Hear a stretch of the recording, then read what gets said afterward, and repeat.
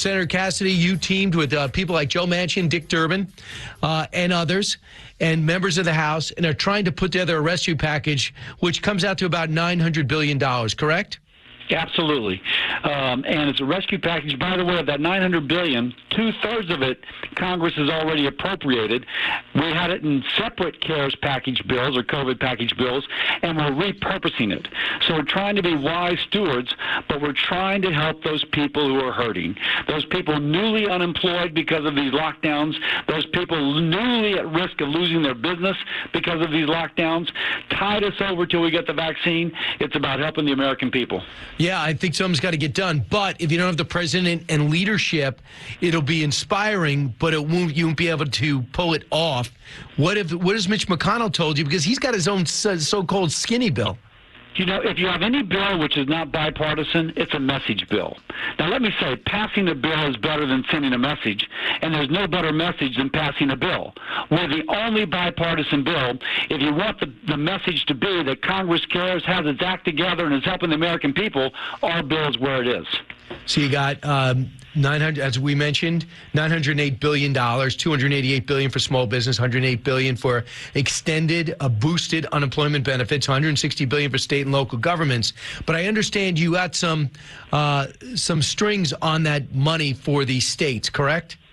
Yeah, you cannot use it to bail out your pension fund.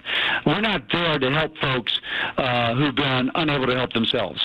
On the other hand, we are there to help folks, states and cities, keep police officers employed, to keep the first-line responders employed. How do we keep those essential services going so that all this money we've invested in small businesses goes for something? For example, we don't want to defund the police because states and cities are running out of the money and they have to lay off their police officers. We need those police officers on the beat so that we can keep these businesses open, so we keep our economy going until the vaccine is widely used. So what did Mitch McConnell tell you when you emerged from this press conference yesterday? He knows you guys were negotiating this. Yeah, so we went and spoke to Leader McConnell and said, listen, we've got some issues. We want you to be a part of it, give you whatever briefing you want. After that, he announced his own skinny package, so I'm not quite sure how to interpret that, but I'll go back to what I said earlier. If your bill is not bipartisan, it's not passing this Congress. Ours is the only bipartisan bill.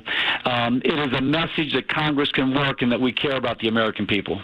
So here's what Joe Manchin told me today about what you guys have been working on. There was $560 billion, roughly $560 billion left over from the first CARES package. And that's what Leader McConnell is calling the skinny package. He just wants to get that out the door. We've put, with Democrats and Republicans working together, another $348 billion to that, makes it $908. So it's only 908 of new money. So people who think it's too much or people think it's not enough, maybe we've hit the sweet spot, and we're hoping our leadership will look at this in a very constructive way. So just in terms of communication, has anything happened? Yeah, so right now we're setting up subcommittees to kind of finish fleshing out the specific language to work through the nitty-gritty. There's going to be Democrats and Republicans, both from the Senate and the House, who are involved. We're taking a lot of language that's already out there, so we're not starting from a blank slate. And as we do that, we'll continue to communicate with leadership, with the White House. We are sincerely wanting to get this through, and we think all the pieces are there. We just got to finish assembling them. All right. Well, we'll see where this goes. So I understand too. You're a doctor. And we have this, everyone's pumped up about this vaccine. I noticed the UK okayed their FDA, okayed the Pfizer vaccine. I heard Mark Meadows and the president kind of upset, wondering what this delay with the FDA is. You know this process. Is there an absurd delay going on here, or am I just missing something? You know, I can't speak of what FDA is doing. I do know Pfizer is shipping that vaccine now to places around the country so it can begin to be deployed. And I was speaking to Ochsner Hospital down in New Orleans. They're one of the facilities that has the super cold freezer freezer that allows it to be stored. They're anticipating receiving their shipment. So, yes, would I like it out yesterday? Yes, sure I would.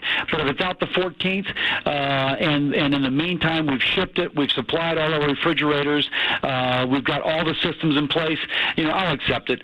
We just need to get the vaccine out, get people protected, lower the infection rate, reopen the economy. Britain has ordered 40 million doses of the vaccine, 95% effective, as you know. We have 21 million healthcare workers are going to get it first. 3 million long-term care residents will be next. Who else would you like to see on the hit list in terms of need? Who do you think? Do you think all seniors? I think all seniors, all diabetics, people who are obese above a certain range, which is to say all these people who are at higher risk. I'd also like my teachers, my police officers, my first responders. When you see somebody spitting upon a police officer saying that he or she is COVID positive and trying to infect them, yes, the officer's wearing a mask, but I sure would like that officer to be vaccinated as well. So that would be second tranche, and third tranche is going to be folks who just kind of normal risk, but by golly, we want them vaccinated. So we have the CDC says that 240,000 healthcare workers have gotten it. 858 have lost their lives. And as these numbers tick up, they're going to need some immediate help on that. A couple of things. Are you for the CDC revising its guidelines now? So you now quarantine instead of 14 days if you test positive to 7? Whatever medical science drives, I am for. That sounds like medical science because people seem to not be shedding the virus in a way that can infect other people after 7 days. But I'm not going to second guess. I also want to point out it's quite likely if someone's been previously infected that they are currently immune. The vaccine is nothing but an imitation of an actual infection. So if we know that, 20% of Americans have been infected, it may be that 20% of Americans, or at least 95% of them, are now immune. We also need to discover that because there's a shortage of vaccine, we should give it to those people most at risk, not vaccinating people who are already immune. Anthony Fauci said yesterday, by the summer of 2021, we will have herd immunity in the United States. How would you put that in layman's terms? What does that mean? There'll be enough vaccinations where it's not going to matter? There's going to be enough people immune that if somebody comes out sick and coughs on somebody else, that person's immune. It doesn't bother them. It doesn't spread the virus. If you will, they are surrounded by a wall of people who are immune so that even though the virus would like to spread, it has no place to go. It is imprisoned, if you will, in that one person. That one person gets over it, no one else is infected, and everyone else is protected. That's herd immunity. That's what we want. Would you take it? Absolutely, in a heartbeat. Now, I've been previously infected. I would only take it if first all my frontline workers have got it, those in nursing homes, and ideally we know by then if I need it. If I don't need it, I'd like to save it for another person. On the other hand, if people want somebody to lead by example, Brian, sign me up. Me too. I'll be first or last, whatever you need. What do you say to some smart people listening to us right now who said, not a chance, it just came out, I'm going to wait a while? So the nice thing about the way it's rolling out, it first goes to those in nursing homes and those who are frontline workers. Nobody is more important than than a nurse. The nurse is going to take the shot. She's no longer going to worry about giving it to her husband or his wife, their partner, or their children when they go home. They can visit their parents and not worry about infecting them. And she will tell her neighbor, I took it. My arm was sore. Maybe I had a little bit of achiness afterwards, but now I get to visit my mother and I don't worry about infecting her. And I kiss my husband and I don't worry about infecting him. And I go to work and I don't worry about being infected. That nurse will be an ambassador for the efficacy and the safety and the utility of taking it. God bless nurses. They're going to play a very important role in reassuring people. The smart person who doesn't want to take it will listen to the nurse and hopefully take it. Well, yeah, I guess we're all going to see what's going to happen. What's your advice to the president as he's battling from state to state?